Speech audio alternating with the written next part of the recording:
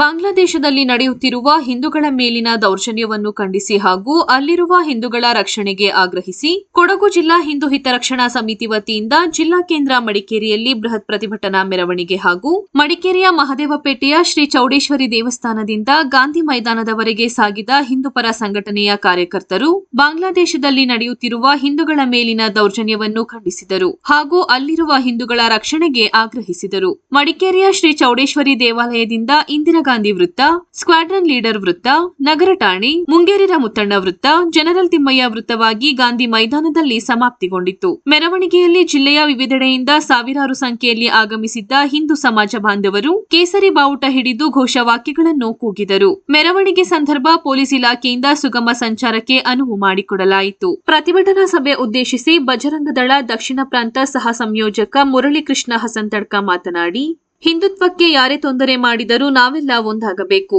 ಹಿಂದೂ ಸಮಾಜ ಎದ್ದು ನಿಂತಿದೆ ಎಂದರೆ ನಮ್ಮ ವಿನಾಶ ಎಂಬ ಸಂದೇಶ ನುಸುಳುಕೋರರಿಗೆ ಹೋಗಬೇಕು ಎಂದ ಅವರು, ಪೂರ್ವ ಪಾಕಿಸ್ತಾನ ಎಂದರೆ ಈಗಿನ ಬಾಂಗ್ಲಾದೇಶವಾಗಿದೆ. 300ಕ್ಕೂ ಅಧಿಕ ಹಿಂದೂ ಧಾರ್ಮಿಕ ಕೇಂದ್ರಗಳನ್ನು ನಾಶ ಮಾಡಿದ್ದಾರೆ. ಹಿಂದೂಗಳ ಹತ್ಯೆ ಮಾಡಿದ್ದಾರೆ. ಅಕ್ರಮ ಬಾಂಗ್ಲಾದೇಶಿಗರನ್ನು ಹುಡುಕದಿದ್ದರೆ ಹಿಂದೂ ಸಮಾಜದ ಉಳಿವಿಗಾಗಿ ಹಿಂದೂ ರಕ್ಷಣಾ ವೇದಿಕೆಯಿಂದ ಹೊರದಬ್ಬುವ ಕೆಲಸ ಮಾಡಲಿದೆ. ಹಿಂದೂ ಸಮಾಜ ಎಂದಿಗೂ ಕೈಕಟ್ಟಿ ಕೂರುವುದಿಲ್ಲ ಎಂದು ಎಚ್ಚರಿಸಿದರು.